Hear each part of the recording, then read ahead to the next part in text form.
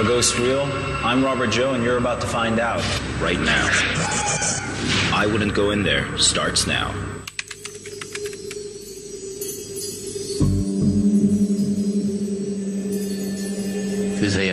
I started my duty by patrolling all the areas I had to cover that night.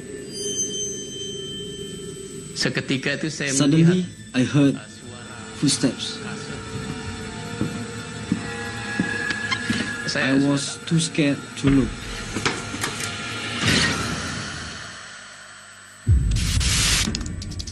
I love stories like this. Ghost stories. A lot of torture place, a lot of people die there. We heard a voice. About places we're not supposed to go. We're warned not to go. But I'm no ghost hunter. The fear, superstition, always hides a bigger story. A true story.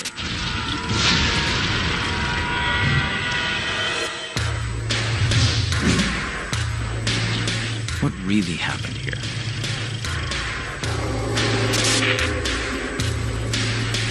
And if you knew, would you still go there?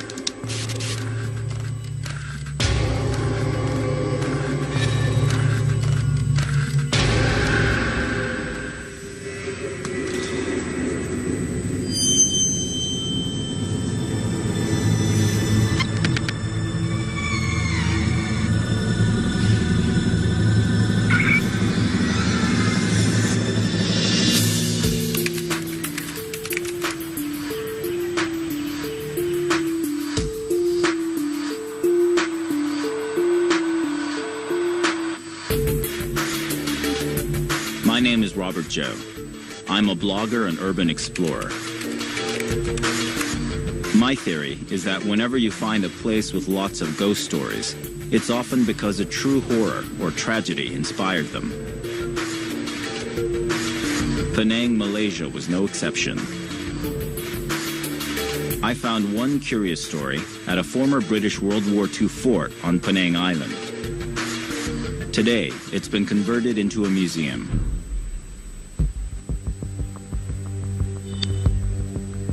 I've been working at the War Museum for about 11 years. I'm a night patrolman.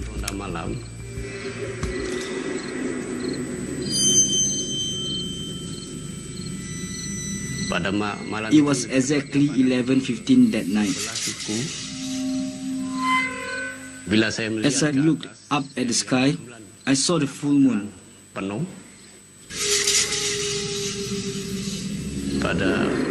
I started my duty by patrolling all the areas I had to cover that night. Kawasan-kawasan perlu saya buat rondaan. Saya kena kawal selia.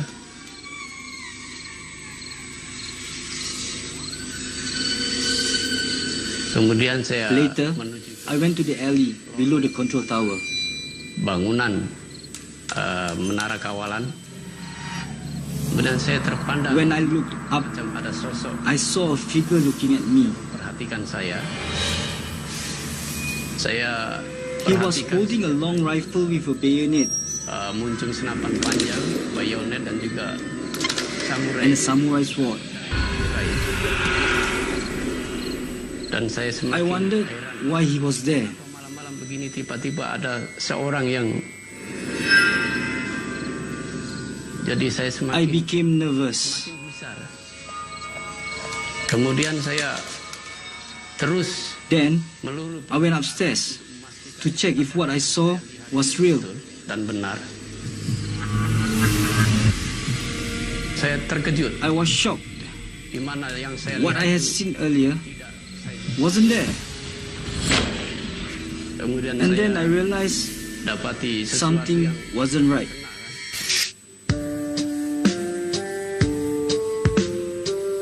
Rocky the night watchman was clearly disturbed by what he thought he saw.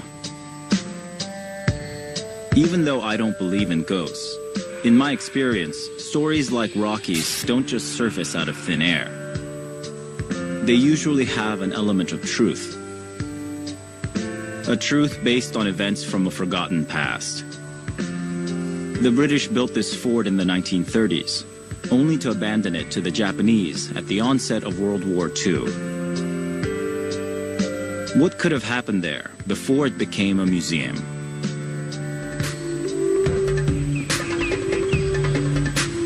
I hit the streets. All around me were symbols of Penang's long history. A trading hub since the 18th century. The Chinese, Arabs, Indians, Portuguese, Dutch, and British. They'd all come here, creating a sort of Southeast Asian melting pot. And they'd all brought with them their own beliefs in the supernatural. Malaysian beliefs and spirits anyway. I was meeting Nazruddin Rahman, a local TV personality. He was well acquainted with Penang's ghost stories and urban legends. Malaysia is a melting pot of cultures. Of course, we've got the Chinese community and Indian community here in Malaysia, Sikh, and they've all got different manifestations of spirits. So, here in Penang, what are the ghost stories like? Loads of stories. From old mansions that were abandoned to Japanese ghosts marching in the night. I'm going to take you one right now. There's an interesting love story behind it. Okay, cool. Structure's a bit unstable, so we'll be careful. Your reputation keeps people away. Naz took me to Ralau Villa, rumored to be one of Penang's most haunted houses. After you, sir. Of course.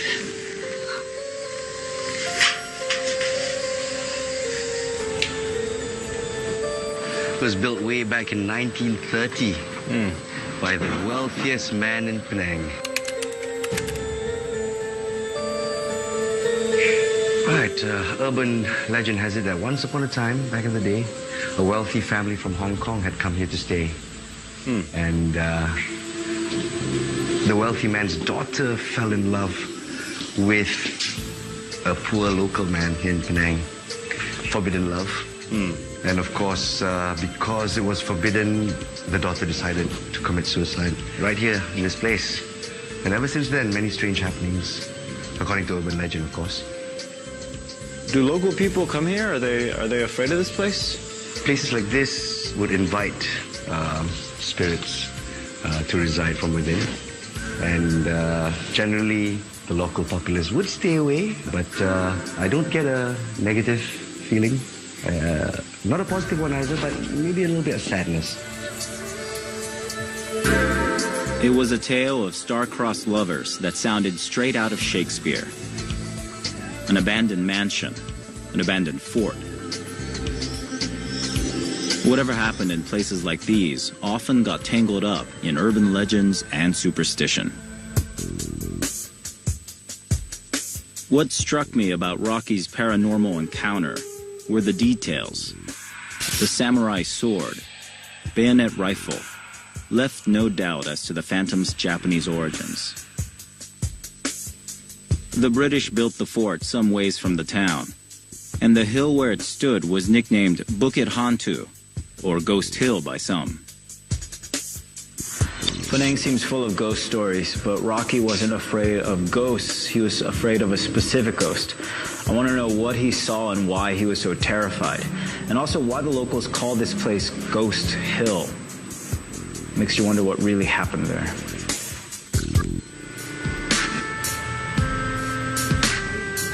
I wanted to find out what some of the people here knew. Heard of a place called Bukit Hantu? Bukit Hantu? Never? You know, Maybe it wasn't as notorious as its name suggested. excuse me, do you know where Bukit Hantu is? Somewhere around 5 kilometers from here. 5 kilometers? That way? That way. Okay. They call it War Museum. I'll look for the War Museum. War Museum. All right, thank you. Ghost Town. Okay, cheers. Thank you.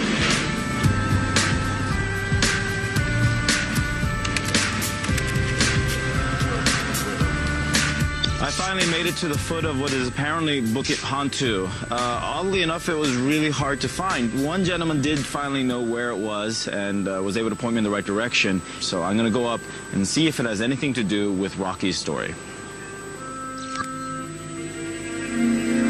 Yeah, thanks. What's this? Oh, great, thanks.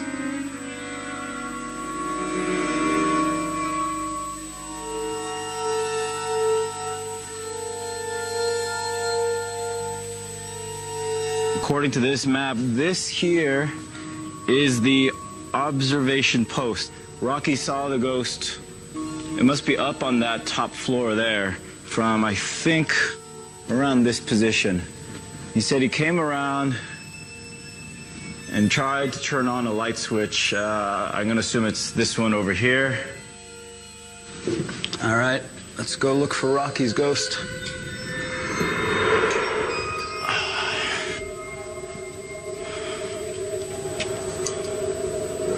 So that right down there is where Rocky would have been. This would be theoretically the point of view of whatever ghost Rocky said he saw, right here on top of this observation port. Your question is, what was it that was here that terrified Rocky so much?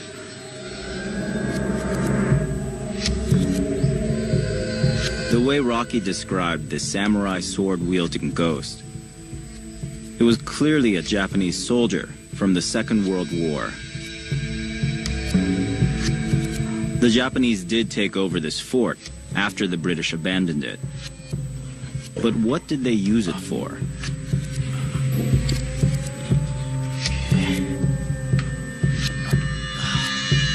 Maybe the answer lay hidden in these bunkers and tunnels.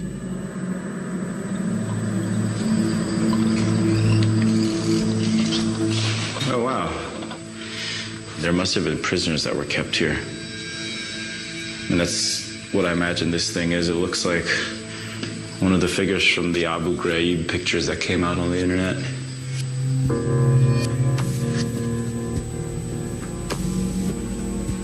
The prison cell was just the beginning.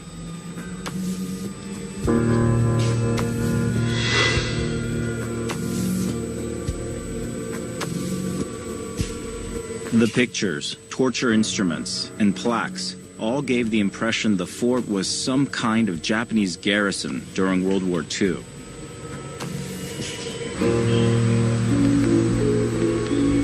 But set amongst that were some amusement park-style decorations. The museum seemed one part history, another part fantasy. Question was, how would I separate fact from fiction? So according to this placard, this space here was where a soldier by the name of Suzuki beheaded POWs, a Japanese soldier. Was this executioner named Suzuki linked to the ghost Rocky thought he saw? Maybe Colonel Suzuki was some kind of boogeyman. I spoke to the museum's owner, Johari Shafi. So what did the Japanese use this fort for?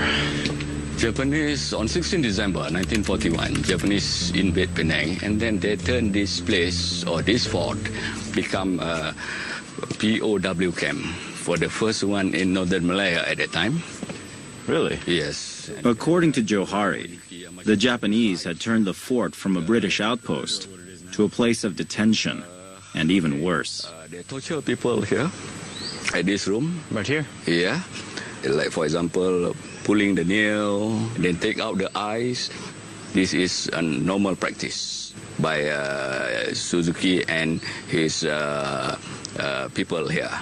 So who was Suzuki? Suzuki is a famous executioner during the Japanese occupation here. So Suzuki would execute people here? Yes. At this fort? Yes. Malay, Chinese, or Indian, or European. Johari described Suzuki as a colonel who carried a samurai sword wherever he went. That sounded like the character in Rocky's ghost story. I pressed Johari about the hauntings at the museum. You must ask Mr. Rocky.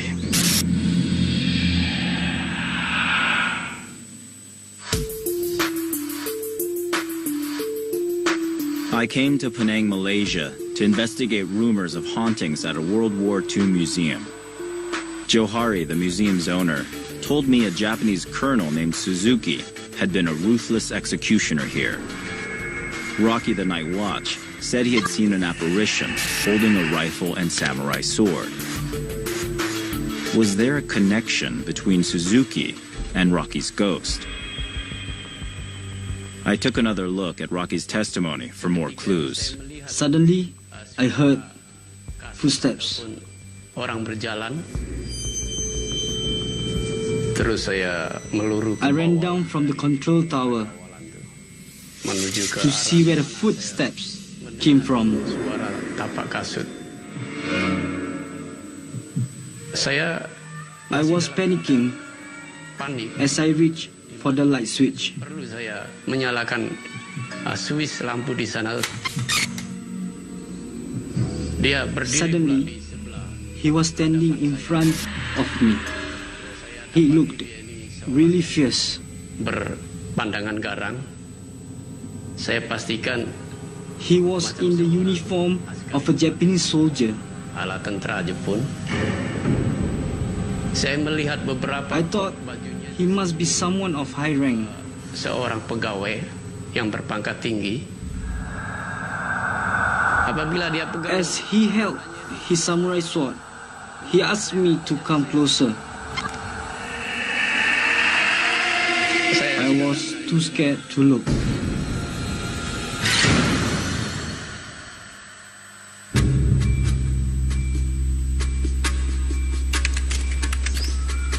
I tracked down Rocky to get more details about the ghost he believed he saw that night. So he was right up there? Iya, iya. Nampak I sesuatu. saw something up there.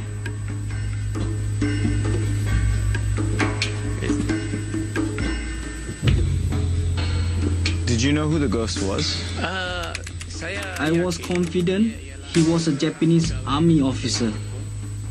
His name was Colonel Suzuki. Suzuki.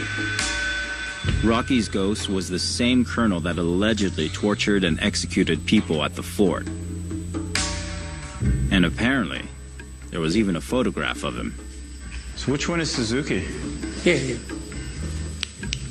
iya. Yang ini ialah That's General Tomoyuki Yamashita in his black boots. Directly behind him is Colonel Suzuki. Okay, so that's Yamashita, though, the guy who was in charge of Singapore, Malaya? Iya, iya, iya. And that guy behind him is Suzuki. Yes, The one with his face hidden.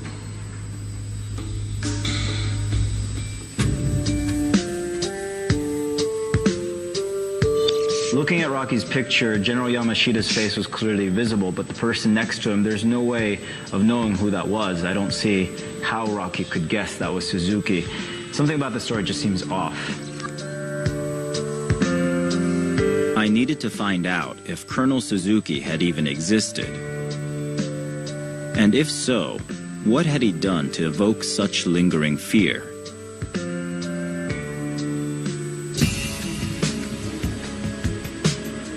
I headed to the local archives.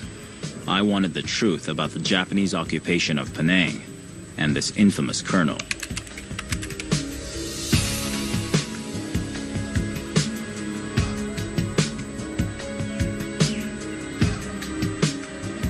The Japanese invaded Malaya in December 1941. They worked their way down the peninsula, finally taking Penang on December 19th after 8 days of intense bombing. They would occupy Malaya for 4 years. Schools in Penang remained open, but classes were taught only in Japanese. Any perceived anti-Japanese sentiment was not tolerated. Over the course of the occupation, an estimated 100,000 died in Malaya. In my research, I found shocking accounts of atrocities, and the name of one of the persons responsible for the extreme brutality in Penang. His name, Tadashi Suzuki.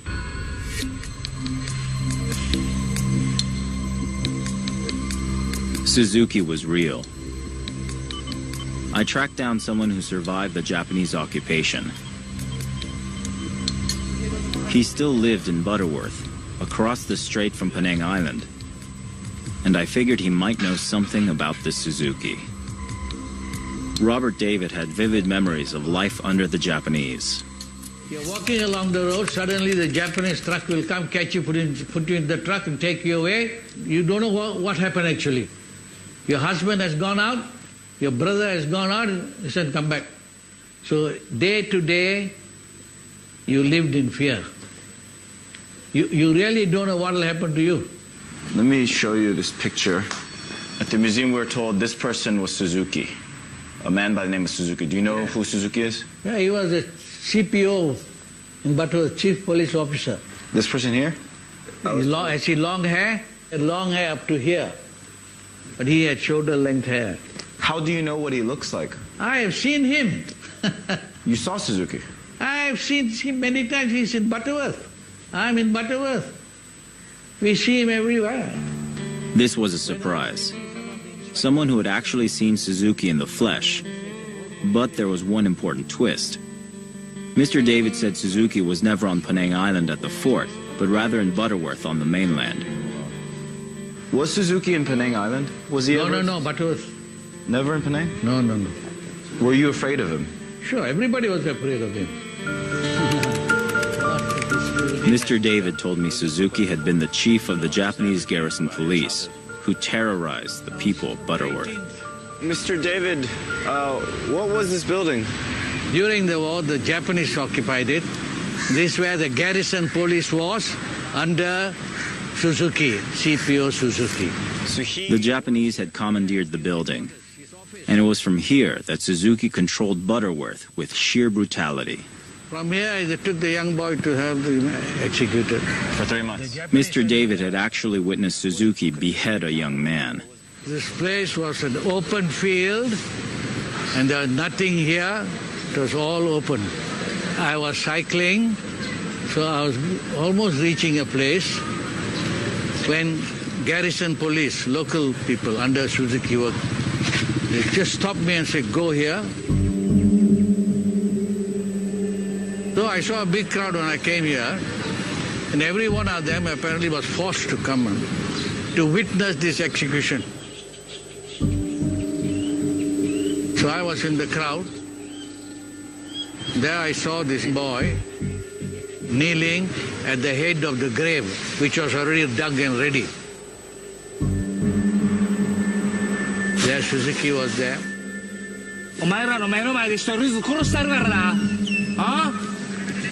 He took out his sword from the sheath and raised it once and lowered it. Raised it twice and lowered it. And the third time, he shouted, "Batsai!" And the head fell into the grave, and the boy's body lurched into the grave. For some time, I couldn't even walk. I just stood. As all others, they stood there like statues until Suzuki went away. Then they all slowly dispersed.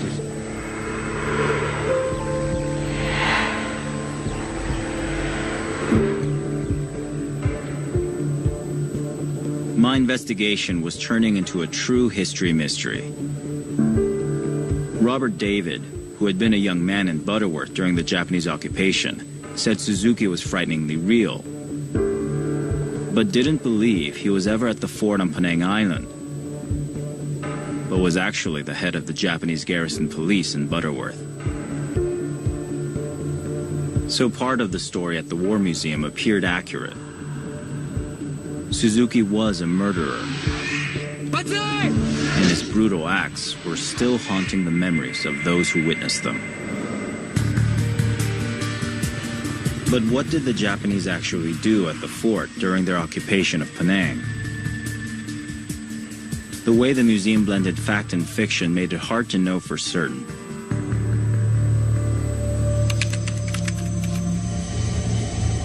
I headed back to try and piece the puzzle together.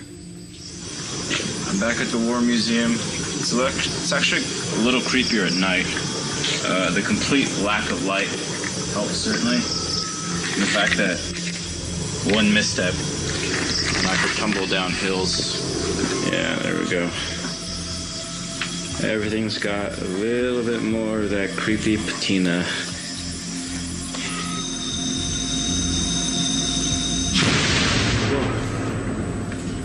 Jesus. I just heard an extremely loud noise coming from up there somewhere. Jesus, oh God. I think the noise came up from around this area. These stairs. It just sounded like a cannon, really.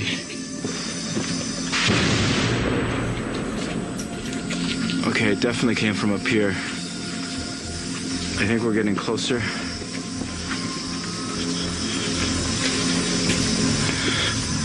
The noise came from somewhere over here.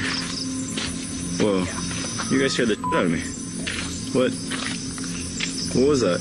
This is a fake cannon. This is for the night tour. Yes. I'm curious to see just what this night tour is all about. Indra Gunawan, the night tour guide, gave me his take on the place. Indra reiterated that the Japanese had done horrible things at the fort. I had no doubt the Japanese occupation in Penang had been brutal. But after what I'd learned from Robert David, I was questioning what atrocities, if any, had taken place here. I guess the War Museum was intended as more of a symbol for the brutality of the occupation than an actual place of torture. What is this? So they cut the prisoner, they cut the head that prisoner, and then after they cut the head they will hang here. And the dead body, they will hit that building. The red light, you see there? The red light. Yeah. What they use for the mortuary. So this is a representation of the Japanese cutting off. When they cut the people here. Well, I couldn't help but notice that you have these big monsters with glowing red eyes. Yeah. You get information from workers in this museum. When they start clean up this area, they see like this guy. So he can design how they see the time. So when you open these, the workers apparently saw these things. Proof that history really can inspire the dark corners of our imagination. All in the name of amusement, I suppose. Whoa. So this is meant to be some sort of prison? Yeah, this is like a prison environment. And that's meant to be some sort of giant tarantula? Yeah, they're torture. Every display had an explanation, but many seemed more like B-movie entertainment than real history. Some spiders very poison. So spider torture? Yeah. Okay. I had no doubt that the real Suzuki inspired some of the museum's horror stories.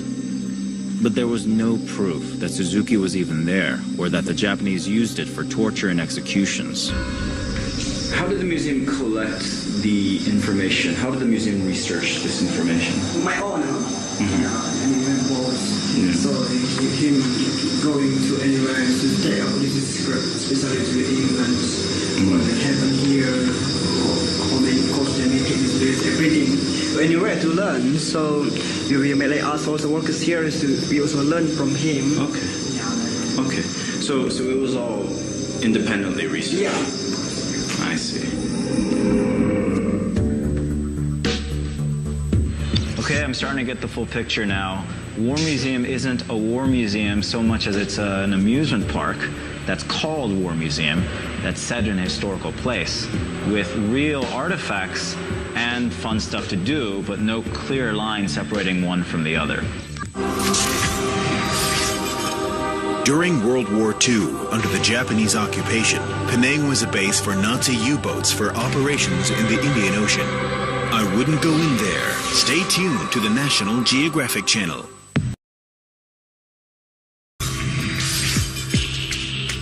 Georgetown's rich collection of historical buildings remained relatively unscathed during the Japanese occupation. I Wouldn't Go In There continues now on the National Geographic Channel.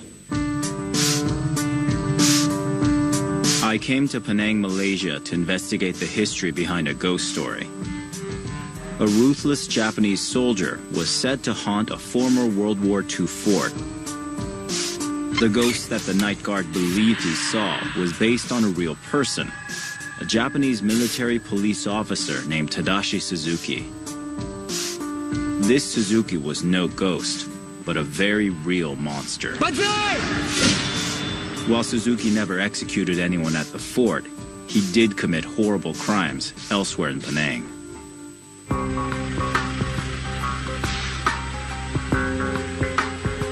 Suzuki seemed larger than life, a boogeyman or symbol for the true horrors that took place here. I sought out local historian Clement Liang. Hey, Clement. Hi. I'm Robert. Hey, welcome. Nice to meet you. I'm trying to find out information about either an executioner or some sort of colonel in the Japanese army, perhaps, by the name of Suzuki. Do you know anything about him? During the war, there was a guy called Tadashi Suzuki, and he was the head of the police force at Butterworth. He had this reputation of chopping off people's heads. Clement confirmed what Robert David told me. Tadashi Suzuki was in Butterworth. But what about the fort on Penang Island? I heard Suzuki would torture and execute people at the fort. Is that true? Not that I'm aware of. I have not read any record that he went to the fort and tortured people there. That fort was quite a distance away from town, and there's no reason why they need to bring the prisoners all the way there. So is Suzuki responsible for all of the tortures and executions that are attributed to him? Well, there are quite a number of villains. I would say Suzuki was just one of them. Then Clement spoke of something much larger, something bigger than Suzuki's crimes. The real massacre that happened was during 1942. In Chinese, we call it Suk Ching. During the campaigns, it's just like people being rounded up and, brought to some place where they were massacred en masse. And I think that is even worse than what Suzuki did. Clement confirmed that Suzuki was never at the fort. It was too far away from population centers to be of practical use to the Japanese military police. But as head of the Japanese garrison police in Butterworth, he did play a role in a much larger terror that gripped Penang. Clement mentioned the Suk Ching. In English, the phrase meant to cleanse, to purge. Was the Suk Ching the real ghost of World War II still haunting Penang Island?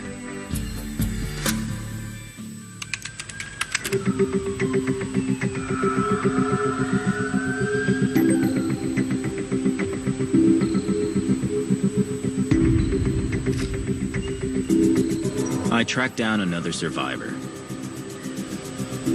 Mr. Lim agreed to meet me at the anti-war memorial. Could you tell me about the occupation? One morning I was bathing. Suddenly I heard bombing, boom, like that. And then, then I look out through the window. I saw dark clouds there. And then later, we have hundreds of people running along the streets and back lanes, And that was the start of the war for you? Yeah. I mean, it sounds like there was a pretty heavy Japanese presence in your daily life. Was it a violent time? The heads were chopped off by the Japanese at the police headquarters in Penang Road. The head was chopped off, and then they were hung up in front of the market the next morning. So you remember seeing heads hanging from poles? Yes, I saw the head hanging there. I was so scared, What kind of people were getting killed? Mostly Chinese. All the people, thousands of them, lined up the whole streets, taken away. The Penang Anti-War Monument recorded 5,000 people killed in the Suk Ching. Mr. Lim witnessed what happened to some of these victims.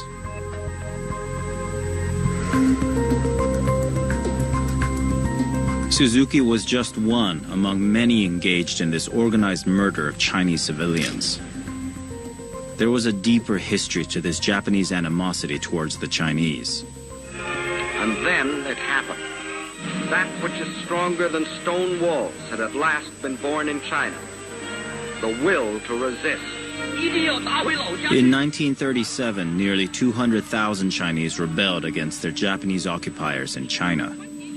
The Japanese wanted to ensure there wasn't another Chinese rebellion in Malaya. So they mapped out a cruel strategy entitled Implementation Guideline for Manipulating Overseas Chinese. It called for eliminating anyone who failed to obey or cooperate. I wanted to know how far this elimination strategy had gone here in Penang. The Penang Anti-War Memorial listed 4 mass grave sites where victims of the Suk Ching were buried. But then I found something odd. An account of a 5th mass grave, a place called Rifle Range. It wasn't listed on the memorial. I was expecting a monument for victims of the Suk Ching.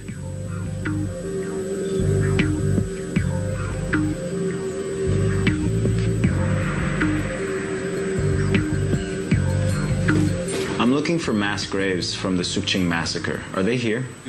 No, there is no mass grave for the Suk Ching victims here. A few who died from explosions are buried here, but there is no mass grave. I have a few records here. They indicate that there are individual graves, but no mass grave. But there's supposed to be a mass grave at Rifle Range. No. This is Batu Gantung, not Rifle Range. So I came here looking for mass graves, and it turns out I came to the wrong place. The bodies aren't in this cemetery. They're at that apartment complex over there. That's Rifle Range. And so I'm going to head over there and see what else I can find out.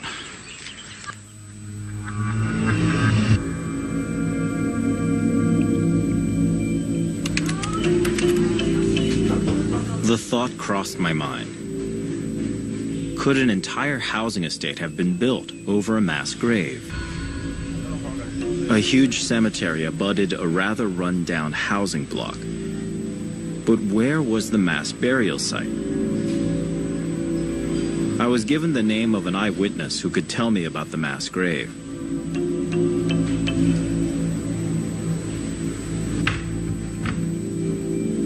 Uncle Tan, I heard you could tell me about the mass graves here at Rifle Range. What do you remember about them? Before Japanese come, and then 他埋了很多人这里，他打死了很多平民啊。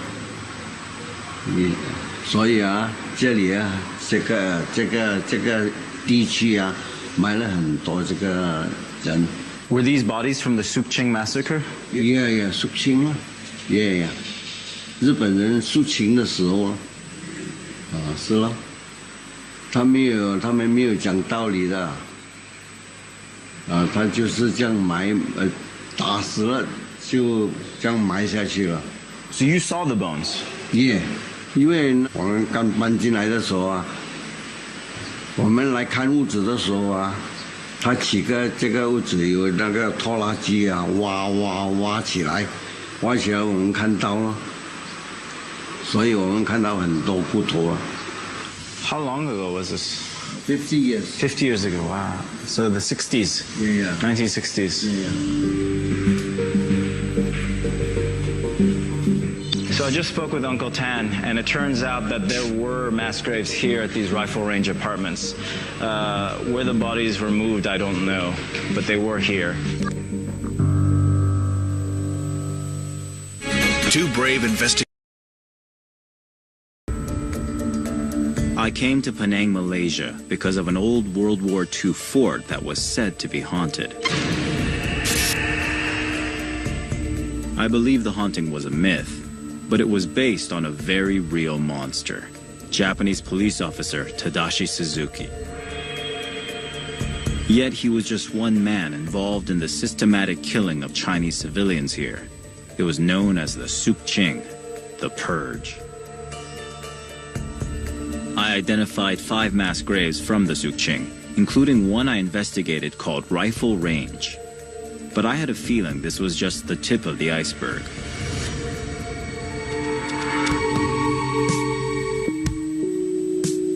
The perpetrators had no interest in keeping records of those they killed.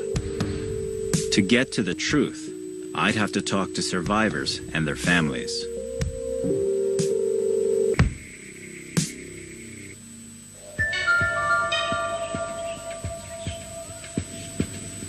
I met a local historian, Andrew Huang, whose father had lived through the Sukching. Why did you ask to meet here? Well, Bukit Dambal is where we are.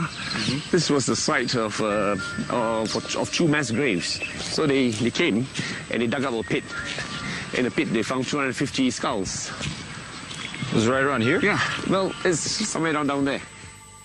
Incredibly, here were more Sukching mass graves, not mentioned in any official records or memorials.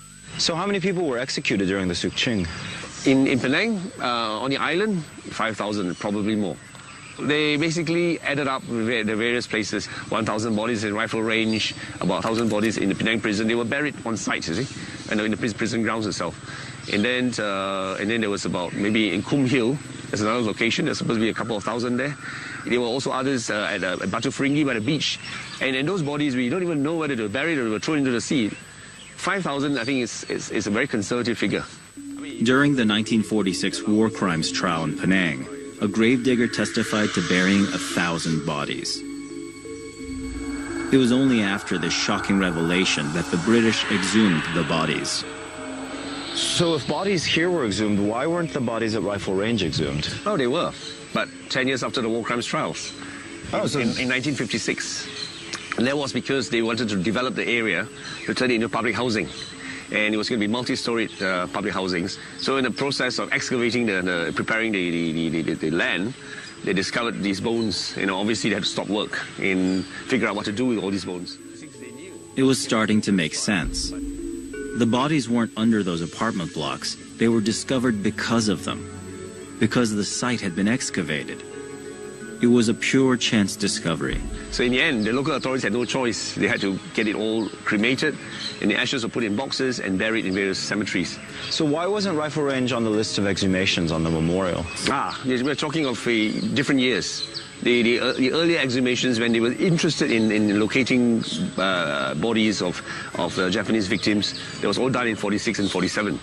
But this is 56. 10 years had gone by. So the bodies at Rifle Range were discovered after the anti-war memorial had been built. That explained its omission. During the chaos of war and its aftermath, statistics are the last thing on many people's minds. And those who commit war crimes have no interest in having the details revealed. Eventually, some of those responsible for killing innocent people were held accountable. On 31st August 1946, 32 Japanese stood before the British military in the Penang war crimes trial. But one war criminal was notably absent, Tadashi Suzuki. Suzuki Tadashi died in April 1945. 1st of April 1945, he was on a ship going back home to Japan. So the ship was the HS Awamaru. And HS Awamaru was torpedoed by the USS Queenfish, I think. This is an American submarine. He was drowned during the incident. Getting the full picture of the Sukching massacre seemed impossible. The Rifle Range mass grave had been exhumed years after the anti-war memorial was built. And now I was standing where the Japanese had buried even more. Andrew Huang mentioned more bodies may have been tossed into the sea. There was no way to know for certain how many had been killed.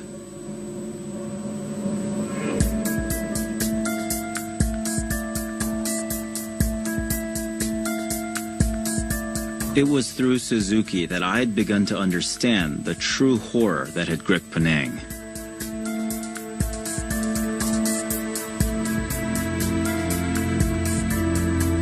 He became the symbol of a time of absolute terror, the Sukching massacre. Some 800 of the Sukching's victims in Penang had been laid to rest at a memorial. There was no way of knowing the actual number of innocent people killed. There were no records. Those unaccounted for were what some people here call lost souls. To check out my blog and some exclusive extras, visit iwgit.com.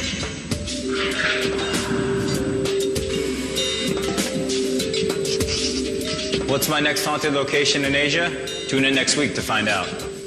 In the next episode of I Wouldn't Go In There. I'd heard about some strange sightings in Thailand's ancient capital, Ayutthaya. He looked at us with his red eyes and disappeared into the pagoda. Let's get down there.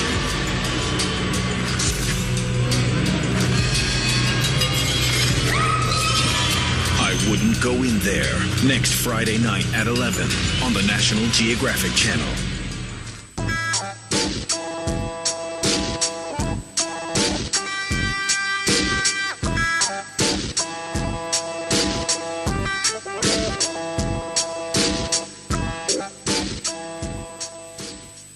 Two brave